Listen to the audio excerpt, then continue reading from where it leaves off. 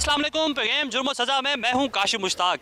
आज के प्रोग्राम में बात करेंगे औरंगी टाउन में होने वाली एक ऐसी वारदात की जिसमें किराए के कातलों ने ना सिर्फ टारगेट करके एक ताजिर को कत्ल किया बल्कि आगे भी मनसूबाबंदी की किसी और को टारगेट करने की। ये वारदात कैसे अंजाम दी गई और उसके बाद असला कहां से फराम किया गया, इनको कितने पैसे इन्होंने इस टारगेट किलिंग के लिए लिए थे, ये तमाम तर तफसीलात जानेंगे और साथ साथ मकतूल मोहम्मद नईम को क्यों कत्ल किया गया इसको भी इस प्रोग्राम के अंदर जानने की कोशिश करेंगे। पुलिस हुकाम से भी बात करेंगे, तो आए हमारे साथ।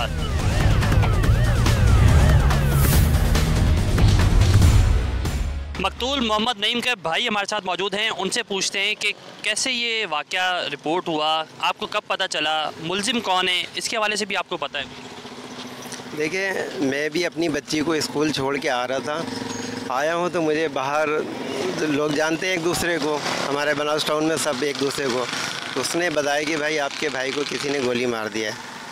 फिर मैं ज़ाहिर है बाइक फ़ौरन स्टार्ट करके मैं ये अल्लाह वाले कॉलेज का बताया था, मैं उस तरफ ढूंढा तो उधर तो मुझे नहीं मिले, किसी ने सही एड्रेस नहीं बताया था। फिर बाद में कोई और जो जानता था वहाँ से आया था, उसने मुझे बताया कि ये कॉलेज के पीछे का वाक़या है, ये शादाब गिरोन है, उसके बैक साइड की पीछे वाली गली में ये हुआ है। तो ये मारने वाला जो ताजिर है, आपका भाई भी काम कर, पहले तो बताएं आपका भाई क्या काम करता था, किस चीज़ का वो बिज़नेस था उसका? मेरे भाई का ये बनारसी कपड़े जो बनते हैं इसी का बिज़नेस था। ठीक है। वो कपड़े बनवाता था और जैसे पार्टी लाहौर भी जाता है, यहाँ वहाँ अफ़गानिस्तान की पार्टियाँ भी हैं उसके पास थी, तो वो कपड़े वहीं के बनाता था, ज़्यादातर तो अफ़गानिस्तान के। तो ये जो मरवाने वाला है, कब से इसकी इससे दोस्ती थी, कोई पता चला इस हवाले से आपको? भाई नईम को तकरीबन 8 साल हुआ उस गली में वो मकान बना के रहते हुए, और मैं तो उस गली में रहता नहीं हूँ। अब ये लोग का ज़ाहिर आमने सामने है तो एक सलाम दुआ तो रहेगी ना भाई, ये मुझे पता है इतना। नहीं, सलाम दुआ थी या बिज़नेस में कोई पैसों का लेन देन था, मामला था क्या, वजह क्या सामने आई? कोई कभी भाई ने कोई जिक्र किया था कि इससे कोई दुश्मनी हो? नहीं, कभी नहीं, कोई जिक्र नहीं किया कोई दुश्मनी का। आप लोगों को कोई शक हुआ, उसके बाद कोई शक हुआ जब उसने इसको टारगेट करके कत्ल करवाया, उसके बाद क्या वो वहीं रह रहा था? जी, वो तीजे में भी शामिल था, मस्जिद में भी सिपारा पढ़ने आया, तीजे तलक हमें नज़र आया वहाँ। हमें तो जब तक कोई भी मतलब इसके ऊपर शक नहीं था, तो हमने भी ये मीडिया पे ही देखा है तो हमें पता चला है। उसके बाद से वो गायब है वहाँ से? जी, उसके बाद से लोग बोल रहे हैं कि वो उसका कुछ पता नहीं है।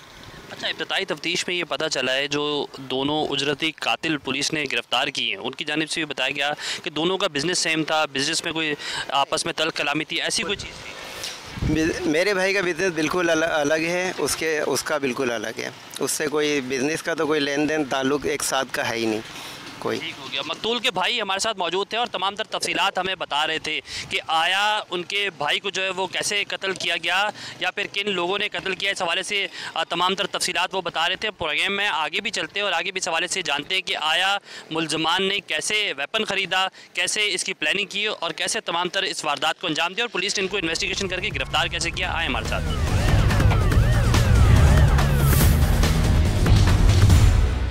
औरंगी टाउन 13 नंबर में ताजिर ने एक ताजिर को कत्ल करवाया और ये कत्ल कैसे करवाया, किन मुलजमान के तहत करवाया और कितने पैसे दिए, इस हवाले से हम बात कर रहे हैं प्रोग्राम के अंदर। और हमारे साथ मुलजमान मौजूद हैं। पाकिस्तान बाज़ार थाने की हदूद में इन मुलजमान ने जो है वो कत्ल किया, मोटरसाइकिल भी इनके पास थी, असला कहाँ से लिया, ये तमाम तरह सवालात के जवाबात इनसे लेंगे। क्या नाम है तुम्हारा? मोहम्मद नवेद। ये कैसे आपने किया, ये क्या किया? सर, कुछ रोज़ पहले मेरे एक हामिद नाम का बंदा था, उससे मेरी दोस्ती हुई थी। फिर उसने मुझे पैसे खिलाए थे, उसका मैं कर्ज़दार हुआ था। उसी ने मुझे फिर और पैसे दिए असला ख़रीदने के लिए। फिर उसके बाद वो मुझे बताता था कि ये इतने बजे यहाँ जाता, हर टाइम उसने मुझे बताया। फिर उसके बाद उसने बहुत मुझे प्रेशर देने के बाद उसने मेरे से ये काम करवाया है। क्या किया काम तुमने? सर, गोली मारी बंदे को। तो कितनी गोलियाँ मारी, वेपन कहाँ से लिया आपने? वेपन मैं बनारस से एक दोस्त के साथ जाके लिया था किसी जगह से। किस जगह से? सर, वो दोस्त लेके गया था मुझे। कितने का लिया? 40,000 रुपये दिया था। फिर उसके बाद प्लानिंग कैसे की? वो मुझे बुलाता था, उसके 2 दिन तो मैं नहीं गया। फिर एक दिन मुझे बहुत कॉल किया, वो मुझे बुलाया। फिर मैं उसके सुबह में गया तो फिर उसने मुझे बताया कि 7:20 से 7:45 तक निकलेगा, तो इसको मारेगा। फिर मैंने उसको फिर बताइए क्यों मारा? सर, उन लोग का घर का कोई मसला था। फिर उसके बाद मारने के बाद कहाँ गए? सर, फिर हम लोग भाग गए थे। कहाँ भागे? इलाके ही में थे, डर गए थे। फिर उसके बाद पुलिस ने इसको पकड़ लिया। फिर मैं भी भाग रहा था, फिर मैं भी थक हार के फिर मैं भी इलाके में आया। फिर पुलिस ने मुझे भी पकड़ लिया। पुलिस ने कैसे पकड़ा तुम्हारी? वीडियो वगैरह आ गई थी। उसके बाद थाने में हम लोग इस तमाम तर इस कत्ल के पैसे कितने लिए थे तुम? 1 लाख रुपए का मैं कर्जदार था उसका। 1 लाख रुपए खाया हुआ था। 1 लाख रुपए में? जी सर। और उसमें पैसे मिले कितने थे? सर 1 ही लाख रुपए मिले। और वेपन कितने का लिया? वेपन 40,000। उसके लिए वेपन के लिए अलग पैसे दिए थे उसने मुझे। तो ये फायरिंग तुमने की या तुम्हारे साथ जो ये साथी है इसने की? मैंने किया था फायरिंग। और मोटरसाइकिल ये चला रहा था। तुम्हें इसमें से कितने पैसे मिले? क्या नाम है तुम्हारा? सर मेरा नाम मोहम्मद उमर है। मुझे इसने कोई पैसे वगैरह नहीं दिए। जब आखिरी में जब हमें पुलिस बहुत ज़्यादा ढूंढ रही थी, बहुत ज़्यादा वो करी थी, तो इसने मुझे 7,500 रुपये दिए थे। 7,000 रुपये दिए थे। इसने कहा जाओ अपना हुलिया वगैरह चेंज करो। उसमें से बस मैंने 500 रुपये निकाला था, अपना बाल कटवाया, बाकी सारे पैसे गिर गए थे। कोई पैसे मेरे काम नहीं आए थे। उससे पहले तुम्हें पता था कि तुम इसके साथ कहाँ जा रहे हैं? नहीं सर, मुझे कुछ भी नहीं पता था। इसने बोला था कंपनी में जाना है, काम का बात करने के लिए अक्सर जाते थे, CV वगैरह देने के लिए अपना जाता था। तो मेरा भी काम थोड़ा स्लो चल रहा था। मैं बोला चलो ठीक है, अच्छी जगह काम पे लग जाएंगे। इसने बोला था कंपनी जा रहे, और कंपनी जा रहे थे बस, और ये काम इसने करा। मुझे कुछ भी नहीं मालूम था। आप इसके साथ निकले, इसने आपको कंपनी का कहा, उसके बाद इसने ले जाकर एक बंदे को वहाँ गोली मार दी। आपको तब पता चला कि जब इसने गोली मार दी? उससे पहले भी नहीं पता था? उससे पहले कुछ भी नहीं पता। जब इसने मारा फिर पता चला सर। फिर उसके बाद इसके साथ भाग गए? इसके साथ मैं नहीं भागा था, मैं इसके साथ घर आ गया था। उसके बाद मैं घर पे ही था, मैं कहीं भी नहीं गया था। उसके बाद इससे पूछा कि तुमने इससे मैंने बहुत पूछा, ये मेरे को नहीं बताया। जब हम इधर पकड़ा गए, सब कुछ हो गया, तो फिर जब ये बयान दे रहा था उस टाइम मुझे सारी बातें पता चली थी सर। तुमने 1.5 लाख में किसी की, 1 लाख में किसी की जान ले ली। कभी खौफ नहीं आया इस चीज़ से? सज़ा मिलेगी, फैमिली का क्या होगा? कितने बहन भाई हो, क्या हो तुम लोग? सर 4 भाई हैं हम लोग, 1 बहन है। सर अफसोस है बहुत। तौबा किया अल्लाह ताला से। सर गुनाह हुआ है और कर्जदार हो गया, तो बहुत प्रेशर करता, बहुत कॉल मैसेजेस करता रहता था। काम भी नहीं लगा हुआ था जो उसके पैसे। करते क्या थे? इससे पहले क्या करते थे? पहले कभी इस तरह का कोई किया? कभी कुछ नहीं किया इससे पहले। कभी नहीं किया? कभी नहीं सर, पहली दफ़ा थाना पुलिस देखो। अच्छा जी, हम पाकिस्तान बाज़ार थाने में इस वक्त मौजूद हैं और यहाँ उन मुलजमान को पकड़ा गया और तमाम तर इंटेरोगेशन उनकी यहीं की गई है। मुलजमान ने अब तक क्या कुछ इंकशाफात किए हैं? हमारे साथ SHO पाकिस्तान बाज़ार इमाम बख्श लाशारी साहब मौजूद हैं, उनसे पूछते हैं कैसे इनको, पहले तो ये बताइएगा, पकड़ा, कितने पैसे ये ले चुके थे, किस तरह इन्होंने टारगेट किया उनको, ये बताइएगा। बिस्मिल्लाहिर्रहमानिर्रहीम। 18 तारीख को मर्डर हुआ था ताजिर नईम का औरंगी टाउन के हदूद में। तो उसके पीछे इसकी CCTV वाले वायरल हो गई और सारे हमारी पूरा डिस्ट्रिक्ट इनके पीछे लग गया ना। SSP साहब, DI साहब और हमारे आजी साहब की डायरेक्शन थी कि वो टारगेट किलिंग थी, मारने वाले। तो इसके पीछे भी हमने अपने इन्फॉर्मर लगे, अपनी पूरी टीम इनके पीछे थी।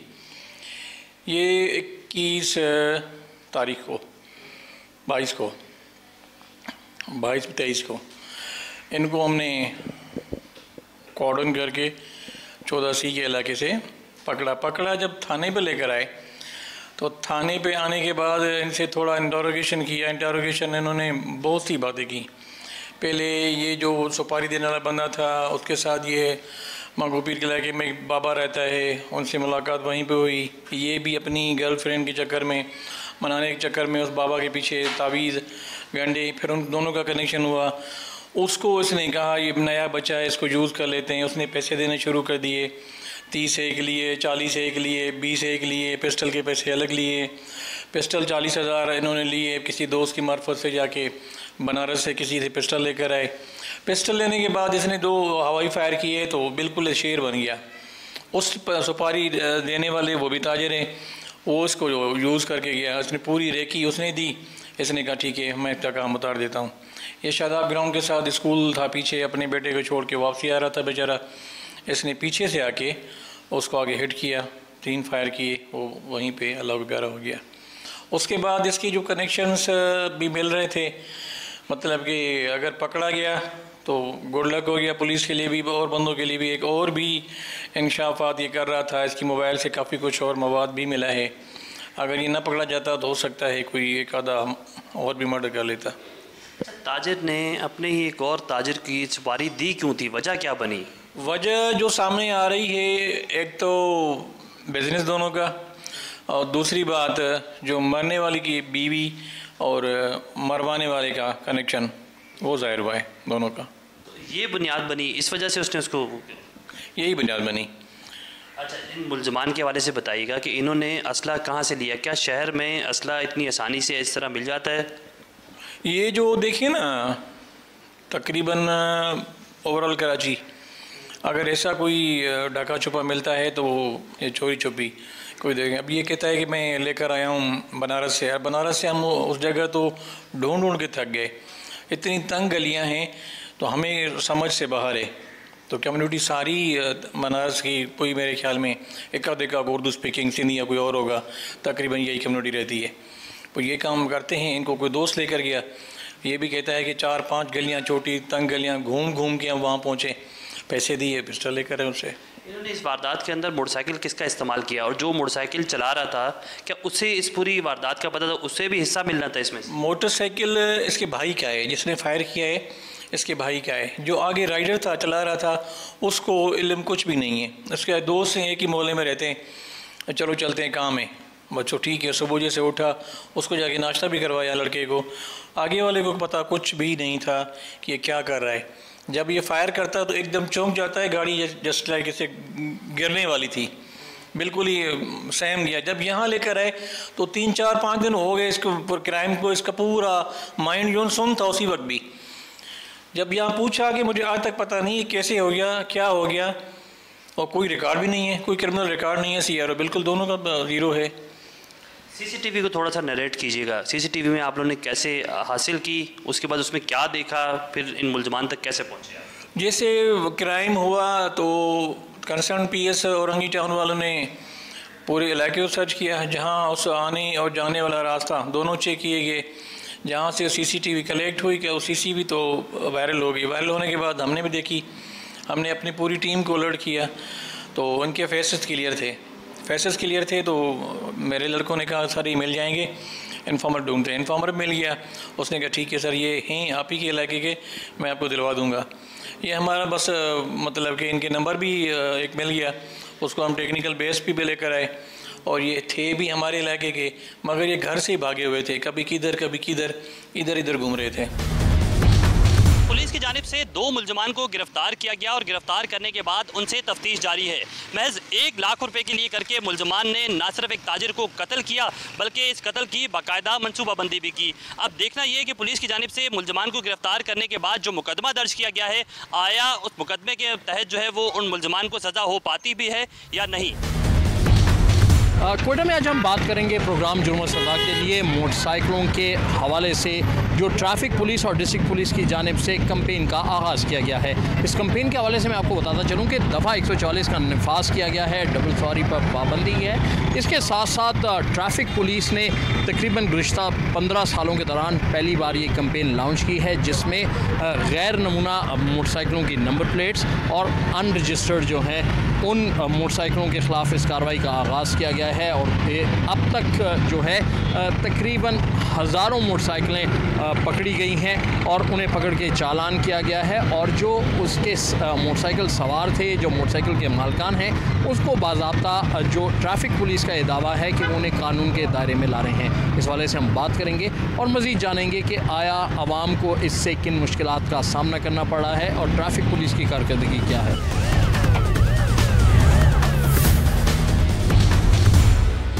ट्रैफिक पुलिस की जानिब से आने वाले इस खुसूसी मुहिम के हवाले से शहरियों के क्या तासुरात हैं, उन्हें किन मुश्किलात का सामना करना पड़ा है, हम उनसे जानते हैं। सर आप क्या कहना चाहेंगे? सर मैं कहना ये चाह रहा हूँ कि ये पब्लिक को ख्वार कर रहे हैं, और 1.5-2 लाख रुपए की 2.5 लाख रुपए की बाइक है, और उन जितने भी लोअर तबका है उनको ख्वार कर रहे हैं, रेवेन्यू जमा कर रहे हैं। और रेवेन्यू के साथ साथ अगर कोई बंदे के पास कागजात नहीं है उसको उस पर जो है ना कोई चलान काटे। ये तो नहीं आप रेवेन्यू जमा करें, जो बाइक उठाकर फेंक रहे, ट्रकों में फेंक रहे, बर्बाद कर रहे हैं लोगों को, आम बंदे को ख्वार कर रहे हैं। आप बड़ी गाड़ी को रोकते क्यों नहीं है? ब्लैक शीशे क्यों नहीं ख़त्म करते? कागजात चेक करें, कागजात हैं, हर चीज़ है तो उसको छोड़ें, जो चीज़ें उसके बाद आप उसको क्रैकडाउन शुरू करें कि यार ये चीज़ हो रही है। तो इसके अलावा बंदा, आम बंदा क्या कर रहा है? अभी मैडम आ रही है, उसके साथ कोई बात नहीं कर रहा है, जी हमारी मैडम है, उठाओ बाइक अंदर फेंको, उठाओ बाइक अंदर फेंको। क्या है? कोई तरीका तो नहीं है। टैक्स जमा कर रहे हैं, हर चीज़ जमा कर रहे हैं, उसके बावजूद जो है ना आम पब्लिक को, जो शॉपकीपर है उसके लिए ख्वार कर रहे हैं, उसको भी बंद बाइक उठा के लेके जा रहे हैं, गाड़ियाँ ले जा रहे हैं, खड़े अब बंदा मौजूद नहीं, उसकी बाइक लेकर गायब है, अब वो कहाँ ढूंढेगा? क्या कहेंगे इस पर? सर हम यही कह रहे हैं, नाजायज़, सरासरी नाजायज़ है। खड़े मोटरसाइकिल क्यों ले जा रहे हैं?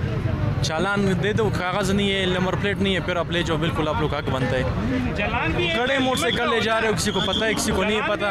कोई बंदा 2 मिनट के लिए दुकान के अंदर जाए, वापस आए, बाइक नहीं है। शहरियों का कहना है कि सबसे ज़्यादा मुश्किलात का शिकार इस तमाम मुहिम के दौरान वो हुए हैं, और वो फुटपाथ में खड़ा किया था सर, अस्सलाम वालेकुम, फुटपाथ में खड़ा किया था, मैं सामान वापस करने आया था, फुटपाथ ये कागज़ सब कुछ मेरे पास है, अगर चालान करवाना है तो यही कर दो, उठाने की क्या ज़रूरत है? वहाँ ले जाके वहाँ पे टायर निकालेंगे, पेट्रोल निकालेंगे, सामान सारे ये मेरे बाइक है, अगर कुछ हो गया तो आप क्या कहना चाहते हैं? वहाँ जब पहुँच जाएंगे ना, फिर वहाँ से फिर आधी मोटरसाइकिल आपको पहुँचा जाएगा, पेट्रोल निकालेगा और ये जो है ना टायर निकाल जाएगा, सारे सामान निकाल जाएगा, सिर्फ प्रेम देगा। अगर कुछ शहरियों का यहाँ पे ये कहना है कि जब पुलिस यहाँ से मोटरसाइकिल लेकर जाती है, उसके बाद जहाँ पर उसे रखा जाता है वहाँ से उनका तमाम सामान गायब हो जाता है, और जो उनके मोटरसाइकिल को नुकसान होता है उसका कोई जिम्मेदारी लेने को तैयार नहीं होता। उन्हें हुकूमत अपने कवानीन के हवाले से चालान करना चाहते हैं, ट्रैफिक कवानीन की खिलाफ वर्जी पर उन्हें जुर्माना करना चाहते हैं, वो उसके लिए तैयार हैं, लेकिन जो तरीकाकार अपनाया गया है वो बेहतर नहीं है।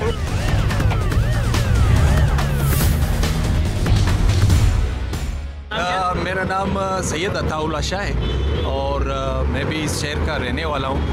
मुझे तो ये बहुत अच्छा लगा क्योंकि जो लॉ एंड ऑर्डर का सिचुएशन है, यहाँ पर मोटरसाइकिल में बम भी लगा के वो भी ब्लास्ट हुए हमने देखा है, तो इस हवाले से मेरे ख्याल में रूल्स एंड रेगुलेशन को सबको फॉलो करना चाहिए और एज़ वेल एज़ बाकी भी जो चीज़ें हैं उस पर भी फोकस करना चाहिए। जैसे कि साथी ने कहा कि मतलब जो बाकी के जराइम हो रहे हैं उसका भी जो है ना अजाला और फोकस उस पर भी होना चाहिए। ये इकदाम बहुत बेहतरीन है, इसको जो है ना कंटिन्यू करना चाहिए। जी, बाज़ शहरियों ने इस तमाम इकदाम को काफ़ी खुशाइंद करार दिया। उनका कहना है कि जैसे दीगर जराइम के ख़ात्मे के लिए पुलिस अपना किरदार अदा कर रही है, उस तरह इस ट्रैफिक पुलिस की ये मुहिम जो है काफ़ी कारगर साबित होगी, क्योंकि माजी में मोटरसाइकिल के ज़रिए कई बम ब्लास्ट होते उन्होंने अपनी आंखों से देखे हैं। जी, इस वक्त हम मौजूद हैं मदान चौक पर, जहां पर जो ट्रैफिक पुलिस के एहलकार हैं वो एसपी की सरबराही में यहां पर कार्रवाई कर रहे हैं। एसपी मैडम शबाना हमारे साथ मौजूद हैं, हम उनसे जानते हैं। मैडम, कार्रवाई के हवाले से बताइए कि क्या कार्रवाई की जा रही है और लोगों का रवैया और अमल दरामद कैसा नज़र आ रहा है? ये नो पार्किंग क्लियर कर रहे हैं हम लोग कि हमारा शहर बेहतर नज़र आए, और लोगों का काम ही झगड़ा कर रहे हैं, हम लोग मोटरसाइकिल उठा रहे हैं उनकी। लोगों को कुछ तहफ़्फ़ुज़ात भी नज़र आ रहे हैं, वो किस किस्म के हैं? वो कह रहे हैं कि जी उनकी बात नहीं सुनी जा रही, फौरी मोटरसाइकिल उठा के ले जा रहे हैं। ये फौरी उठा के जा रहे हैं, आप देख रहे हैं 1 घंटा आधे घंटे से मोटरसाइकिल खड़े उनको उठा रहे हैं हम लोग। सुबह ही मैंने कार्रवाई की, इनको मैंने कहा मोटरसाइकिल नहीं खड़ा, फिर मैं कार्रवाई आधा घंटे आप देखें दोबारा रोड मोटरसाइकिल से भर जाएगा, फिर हम लोग कार्रवाई करेंगे। ये लोग मोटरसाइकिल खड़ी करते हैं, हम लोग कार्रवाई करते जाएंगे। जी, एसपी ट्रैफिक का ये कहना है कि वो नो पार्किंग जोन की खिलाफ वर्जी पर कार्रवाई कर रही हैं। इस दौरान आवाम के साथ उनके जो एहलकार हैं उनकी तलखलामी हो रही है, लेकिन वसीतर अवामी मफाद में ये मुहिम जारी रहेगी।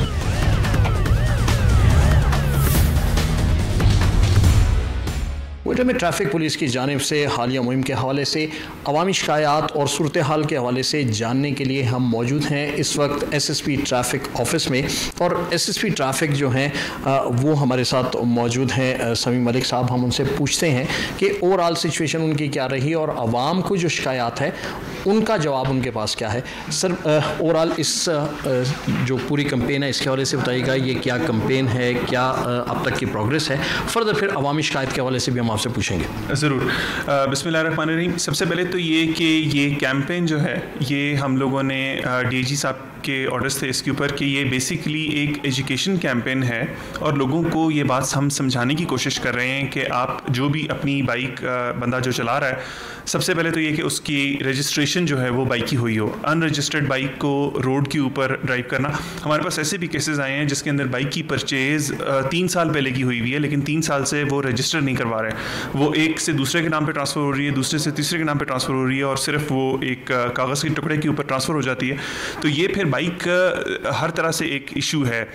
इन अ वे कि अगर इसके ऊपर कोई क्राइम कमिट हो जाता है, कोई और चीज़ हो जाती है, तो फिर हमारे लिए ओनरशिप उसकी करना ऑपरेशंस के हिसाब से वो एक मुश्किल काम है। अच्छा, शहरियों को ये तहफ़्फ़ुज़ात हैं कि इस तमाम मुहिम के दौरान उन्हें बड़ी मुश्किलात का सामना करना पड़ रहा है, पुलिस एहलकारों का रवैया, उसके अलावा चालान जो हैं उनका ये कहना है कि कोर्ट से रिलीज़ जो है वो एक बड़ा लेंथी प्रोसेस है जिसमें वक्त भी ज़ाया होता है, पैसे का भी, और उनका जो तमाम वक्त है वो इसी में लग जाता है। इस हवाले से आप क्या कहेंगे?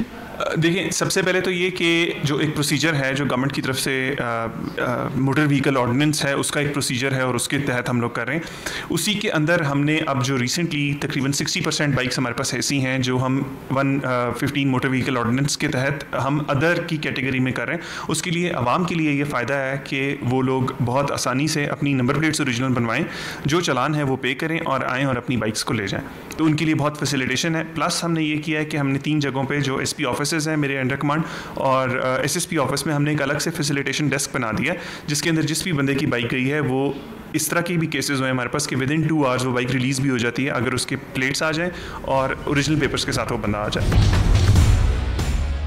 प्रोग्राम जुर्म सज़ा के लिए मैं हूं चनियोट से मुर्तज़ा चमन। मैं इस वक्त मौजूद हूं लाहौर रोड पर वाक़े एक बस्ती मॉडल टाउन के उस घर के बाहर जहां 19 अगस्त की रात को 2 गाड़ियों पर सवार 8 अफराद फलांग कर दाखिल हुए और घर में मौजूद उसके रिहायशी रिजवान हुसैन और उसके ब्रदर ज़फ़र अब्बास पर तशद्दुद किया, उनकी आंखें बांधी, उनके सर पर कपड़े डाले और लेकर फरार हो गए। जबकि शोर मचाने पर रिजवान की अहलिया महरीन रिजवान को थप्पड़ मारे और असला के जोर पर खामोश रहने की धमकियाँ दी।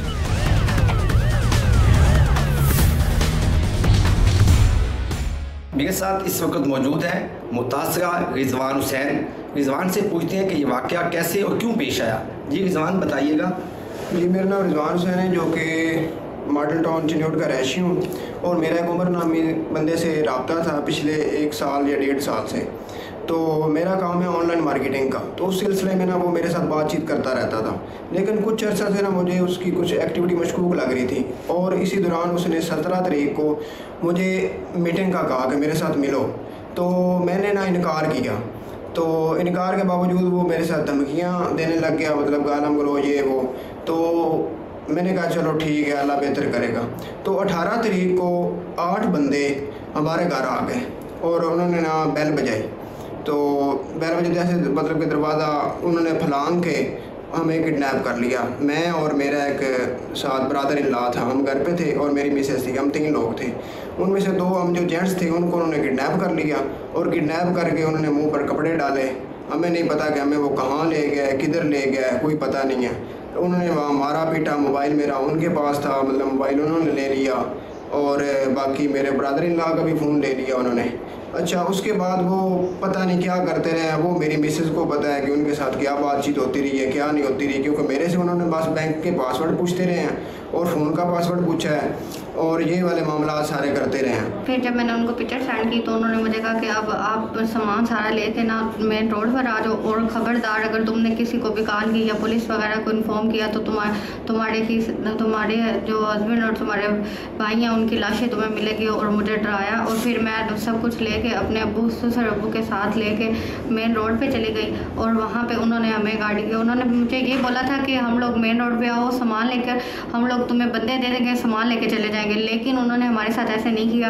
हमें उन्होंने असला दिखाया और गाड़ी में बिठा लिया और सामान लिया और देख कर भी सोना असल है देख के चेक करके उन्होंने सामान लिया और हमें बोला कि निकलो यहाँ से। फिर गन पॉइंट पे हमें उन्होंने गाड़ी से निकाला और फिर गाड़ी तेज चला कर चले गए और मैं फिर रोने लग गई कि हमारा सामान भी ले लिया और हम ना भाई को उतारा और ना हस्बैंड को उतारा। तो मैं फिर पीछे चलती, हम लोग पीछे चलते गए और शोर मचाते गए कि ये हमारे साथ क्या हो गया, ये क्या हो गया।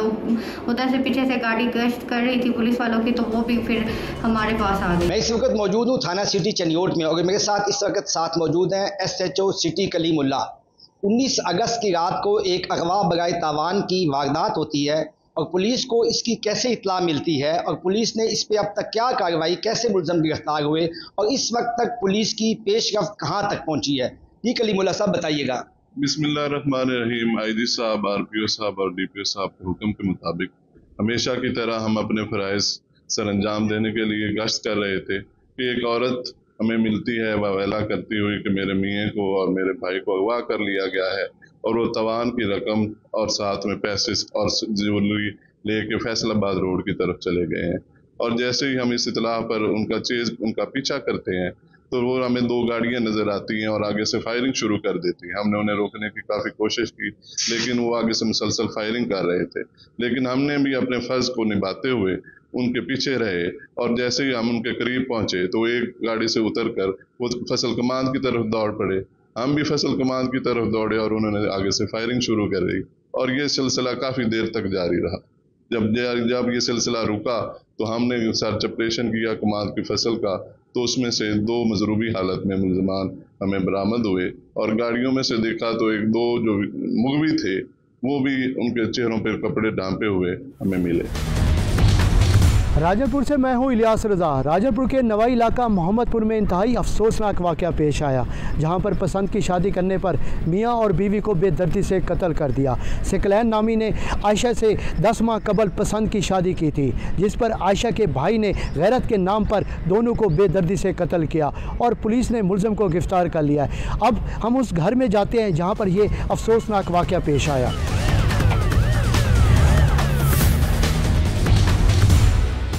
मैं उस घर में मौजूद हूँ जहाँ पर ये दोनों मियाँ बीवी इस कमरे में मौजूद थे, जो सिकलैन है और उसकी जो बीवी आयशा है, जिन्होंने अपनी पसंद की शादी की थी और यहाँ पर वो सोए हुए थे। तो मुलज़िम जो आयशा बीवी का जो भाई था वो यहाँ पर असले के साथ अंदर दाखिल हुआ और उसने आकर अंदर यहाँ पर फायरिंग शुरू कर दी, जिस पर ये दोनों यहीं पर दम तोड़ गए और उसके बाद मुलज़िम यहाँ से बआसानी यहाँ से फ़रार हो गया।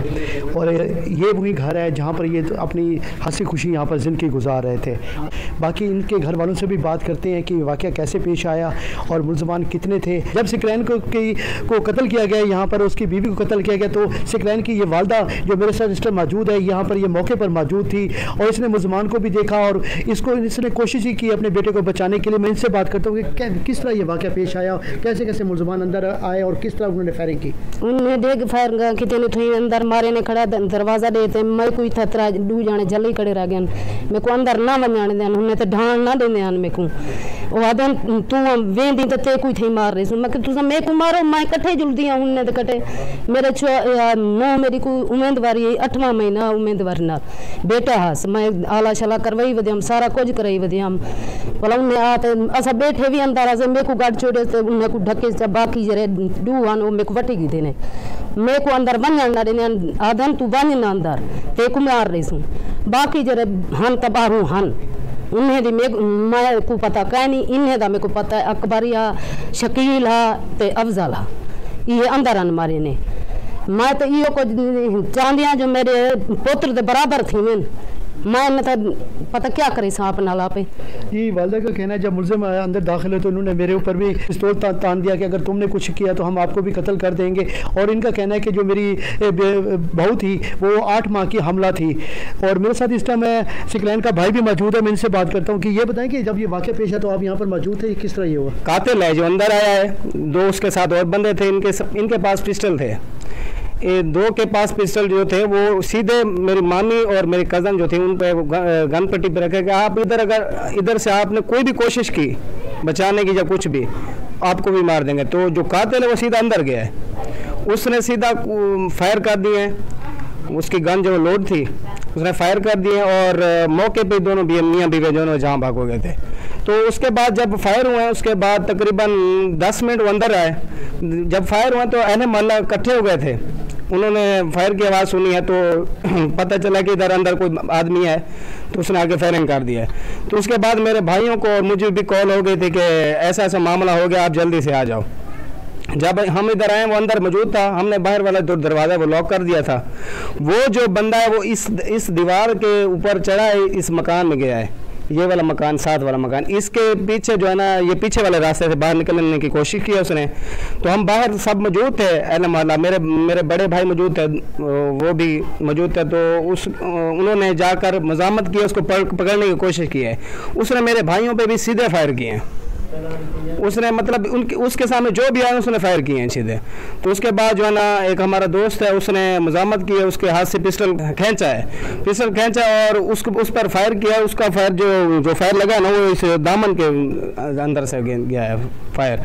तो उसको हमने पकड़ लिया है और पकड़ने के बाद हमने 15 पे कॉल की थी, तो पुलिस जो है ना फ़ौरन आ गई थी इधर, जल्द पुलिस ने कार्रवाई की है और उसे गिरफ्तार कर लिया गया था। जो बाकी उसके साथ जो बंदे थे ना वो भाग गए हैं।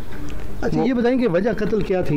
ये तो बताएं। वजह कत्ल कुछ भी नहीं था सर, वो जो मेरा कज़न है उसने पसंद की शादी की हुई थी और जो सुलह के मामला भी चल रहे थे उधर से भी और इधर से भी। मेरे मामू ने कहा था कि मैं सुलह करने के लिए तैयार हूँ और अगर आप सुलह करना चाहते तो मैं तैयार हूँ, आप सुलह कर लें। तो उसका जो भाई है ना, जो कातिल है, वो तकरीबन 15 दिन हो गए हैं, वो दुबई से आया था। वो उसके दिल में पता नहीं क्या था, लग नहीं रहा था कि वो ऐसा करेगा। बस उसने शायद जो है ना गैरत के नाम पर उसने जो है ना कत्ल किया।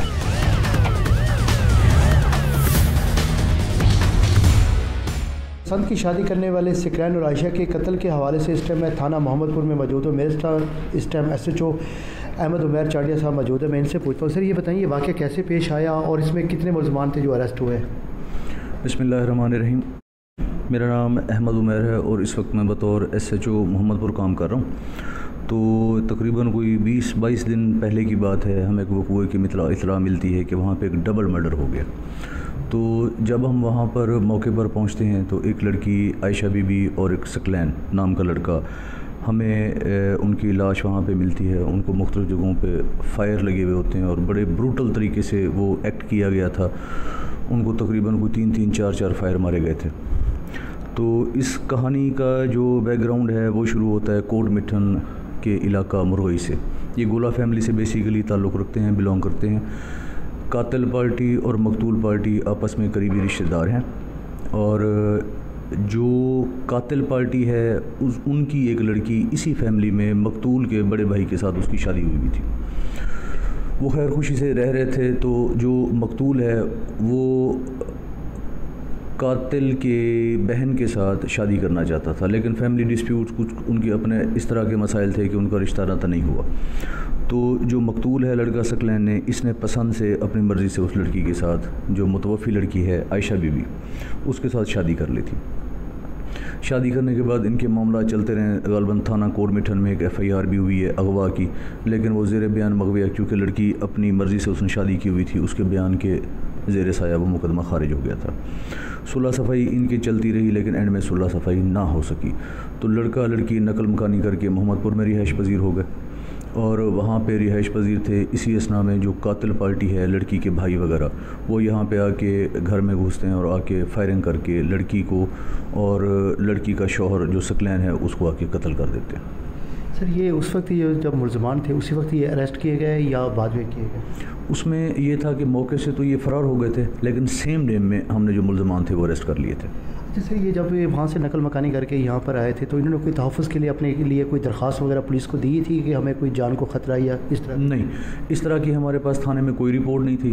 थाने में जो रिपोर्ट है वो सिर्फ थाना कोट मिठन में थी और उस रिपोर्ट के बाद फौरी तौर पर एक्शन लेते हुए FIR हुई थी अगवा की। लेकिन ज़ेर बयान मगविया जो मुतवफ़ी लड़की है, मकतूल लड़की है, इसके बयान के ऊपर वो मुकदमा खारिज हो गया। इनके जो मामला थे सुलह के या पंचायती मामला, वो आपस में फैमिली में चल रहे थे। थाना मोहम्मदपुर को इस तरह की कोई इतला नहीं थी। सर ये बताइए मुकदमा किसकी मुद्दत में दर्ज किया गया? ये जो लड़का था सकलैन, ये उसकी वालदा की मुद्दत में दर्ज हुआ। मैं इस time district police officer Farooq Amjad साहब के साथ मौजूद हूँ, तो इनसे बात करते हैं। सर ये आजकल जिस तरह ये गैरत के नाम पर और कारोकारी के इल्ज़ाम में हमारे राजनपुर में कत्ल हो रहे हैं, तो इसके हवाले से आप बताएँगे? बिस्मिल्लाहिर्रहमानिर्रहीम जी, ये हमारे सामने जो अभी मर्डर केस है जिसकी हम बात कर रहे हैं, वो बेसिकली एक लड़की थी आयशा, जिसने शादी की सकलैन से तकरीबन 10 महीने पहले। कोई 8 महीने की उसकी प्रेगनेंसी थी। तो उसका भाई जो है ना, उसने ज़हनी तौर पे इस चीज़ को एक्सेप्ट नहीं किया कि उसने मतलब हमारी बहन ने कोर्ट मैरिज क्यों की है। अब इसको जो है ना वो तकरीबन 8-10 महीने गुजरने के बाद जो है ना वो जब ये अपने इमोशंस को कंट्रोल नहीं कर सका, इसने जाके मोहम्मदपुर के एरिया में, चूँकि ओरिजिनली ये मुरगई के रहने वाले थे, मोहम्मदपुर के एरिया में जाके उन्हें दोनों को मर्डर कर दिया। अब जो मुलज़म है मोहम्मद अफजल, ये एक टिपिकल केस है ऑनर किलिंग का, और ये जो गैरत के नाम पे होने वाले कत्ल हैं उसमें कितनी ही जानें जो है ना वो ज़ाया हो चुकी हैं। बस मैं तो इस बात पे ये ज़रूर कहूँगा कि ये गैरत का जो है ना वो बड़ा लफ्ज़ का और इस गैरत के कॉन्सेप्ट का बड़ा गलत इस्तेमाल किया गया। ये आपको पता होना चाहिए कि इस्लाम में भी बच्चे की मर्ज़ी की जो है ना वो शादी होना, ये एक इस्लामी कॉन्सेप्ट है और इस्लाम में कोई भी ज़ोर ज़बरदस्ती वाली बात नहीं है। जुर्म और सज़ा के साथ मैं हूँ हिरा बतूल। आज से कुछ रोज़ कबल एक अफसोसनाक वाक़या डायमंड सिटी में पेश आया। ये वाक़या कुछ इस तरह से था कि दो नौजवान भाई वाजिद और राशिद दूध बेचने का काम करते थे।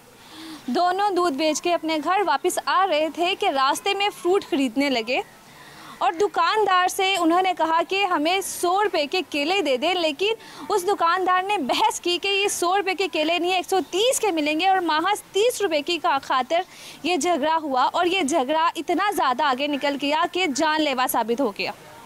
उस दुकानदार ने अपने साथियों के साथ मिलकर उन दो नौजवान भाई राशिद और वाजिद को सरेआम कत्ल कर दिया। ये सरेआम वाक़या सबके सामने आया, लेकिन किसी ने भी इस पे आवाज़ नहीं उठाई, बल्कि तमाशाई बन के वो तमाशा देखते रहे। मैं इस वक्त मौजूद हूँ राशिद और वाजिद के घर में। मेरे साथ उनकी वालदा मौजूद हैं, जिनके दो नौजवान बेटों को बेदर्दी से कत्ल कर दिया गया। मैं इनसे जानती हूँ कि आप बताएँ कि इस वक्त आपके दिल पर क्या गुजर रही है। मेरे दिल पे यही गुजर रही है कि मेरे 2 बेटे चले गए, मेरे बेटे के 4 बच्चे यतीम हो गए हैं। मैंने पता है कैसे कैसे अपने बच्चों की परवरिश की थी हैं। मेरे दिल का कोई हाल नहीं जान सकता। मैं रो रो के भी आंखें को आंसू सूख गए, दिल ख़त्म हो गया है। बच्चे मेरे तरस बन गए। मैं बुजुर्ग माँ हूँ, मैं किस तरह इनको कमा के दूँगी हैं।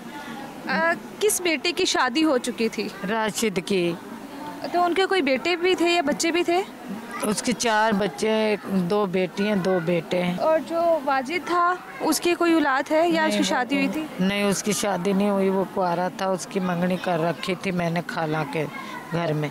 7 भाई थे, 1 बहन थी। 2 भाई माजूर थे उनके पोलियो की बीमारी से। वो बच्चे ही कमाते थे, वो देते थे हमें कमा के। ये एक बच्चा मेरा ये है, इसकी अपनी औलाद है। ये बेचारा अपने को पालेगा कि मेरे को पालेगा। वो बच्चे मेरे यहाँ से गए थे अपनी दुकान पे दूध लेकर गए। वहाँ से वापसी आ रहे थे दोनों भाई। उनके अब्बू ने उनको 1500 रुपये एक दिए थे, 60,000 रुपये एक दिए थे। हमने किसी के देने थे। उन्होंने कहा अब घर में मेरे ना इस छोटे बेटे की ना बीवी के पास बच्चा होने वाला था। कहने लगा कि अपनी अम्मी को दे देना कि रख देगी, और 1500 दिए थे अपनी अम्मी को दे देना। अगर ये 1000 रुपये सब्जी के लिए दिए हैं, 500 रुपये बेटा तुम चीज़ खा लेना, रास्ते में से जाती वरा चीज़ खा लेना। उन्होंने आके बच्चे कह रहे थे अपने अब्बू से, राशिद के अब्बू जब तुम आओ ना तो हमें सेब लेके आना। उन्होंने कहा यार वाजिद सेब ले ले हम, मेरे बच्चे बड़े तरसते हैं सेब लेने को। कहने लगा कि भाई चलो सेब ले लेते हैं। तो उन्होंने 400 रुपये के सेब लिए थे और उन्होंने ना 100 रुपये बचे उनको। केला लगा वाजिद राशिद केले ले लेते हैं, केले लेकर रास्ते में खाते चलेंगे दोनों भाई। उन्होंने जालमों ने 130 रुपये के केले कर दिए। उन्होंने कहा भाई 30 रुपये और दे। राशिद बोला कि भाई 30 रुपये खुले नहीं है हमारे पास। उन्होंने कहा यार हम रोज़ जाते हैं इस रोड पे के, हम कल ने दे देंगे तुम्हें। उसने कहा नहीं हम अब लेंगे। उससे उसका दूसरा भाई बोला चल कल दे देना। वो कहने लगे नहीं अभी लेने, हमारा क्या ये साला लगता है, तेरा क्या ये साला लगता है। मेरे साथ राशिद की बेटी भी मौजूद है। इस मासूम बच्ची से जानते हैं, शायद इसको ये भी नहीं मालूम कि इसके बाबा इस दुनिया में नहीं है। इसे जानते हैं कि इसके दिल पे क्या गुजर रही है। बेटा बताओ, आपको अपने बाबा याद आते हैं? मुझे अपने पापा बहुत याद आते हैं और रात को मैं रोती भी हूँ और ना उसे बुलाती हूँ, वो आते नहीं हैं। आपने सुना, वो इतनी मासूम बच्ची है जिसको इतना भी नहीं मालूम कि उसके बाबा इस दुनिया में नहीं है, और वो रोज़ रात को रोती है और बुलाती है। लेकिन अफसोस कि उसके बाबा तो इस दुनिया में है ही नहीं, तो वो कैसे हैं।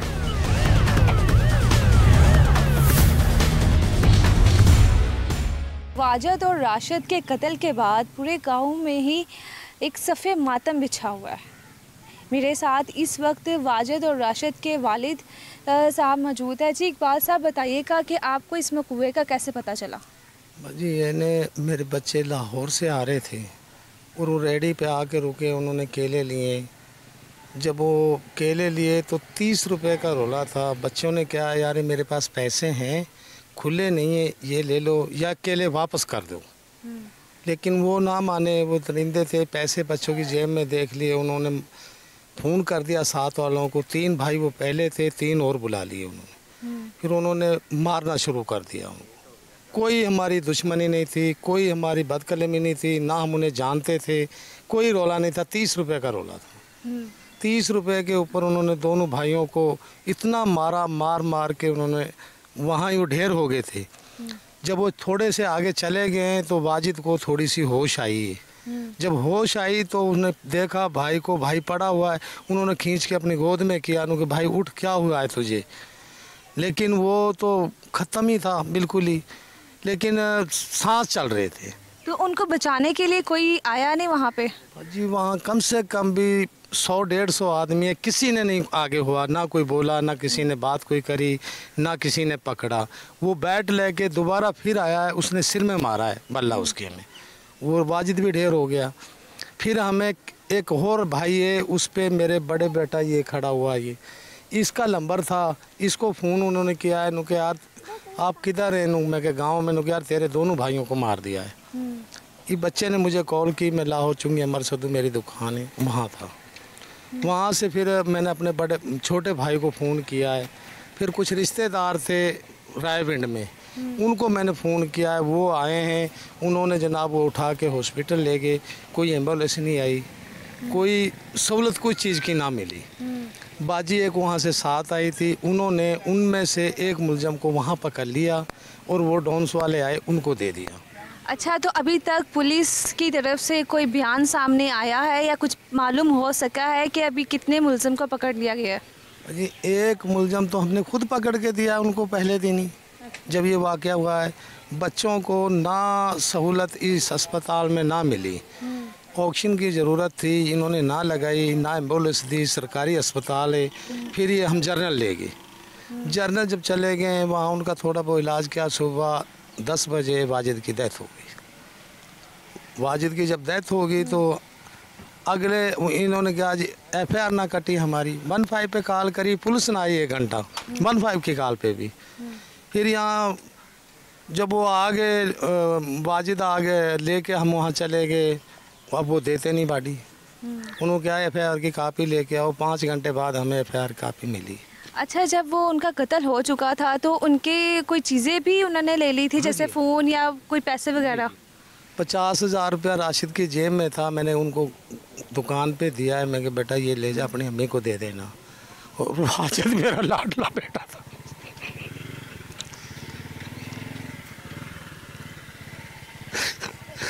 बहुत लाडला था वो, उसे मैंने दिए। छोटा भाई है, उससे वो दूसरे भाई ने उसको दिया 8,000 रुपया। यार क्रिकेट खेल, तू खुल के खेला कर, कोई बात नहीं। वो 8,000 वो भी ले गए, 50,000 वो भी ले गए। और हम क्या बताएं, किसके आगे फरियाद करें? ना मरियम नवाज सुनती, ना कोई और सुनता है, ना कोई अफसरों ने कोई कहा। ऐसा नहीं 1 घंटा 15 पे कॉल करी तो वो ना आए। इस वक्त मौजूद हूँ उस बाज़ार में जहाँ पे वो खौफनाक वाक़या सरेआम पेश आया। ये वो जगह है जहाँ पे राशिद और वाजिद को उस दुकानदार ने अपने साथियों के साथ मिलकर बेदर्दी के साथ तशद्दुद किया और यहाँ पे उनका कत्ल हुआ। मेरे साथ एक शहरी मौजूद है, उनसे जानते हैं कि वो उस वाक़ये के बारे में क्या बताएंगे। वहाँ पे जो जुल्म की इंतहा की गई, 2 सगे भाई जो फ्रूट ख़रीद रहे थे और उनको फ्रूट ख़रीदना महंगा पड़ गया। सिर्फ 30 रुपए की खातिर 2 भाइयों की जान जो है यहाँ पे ले ली गई।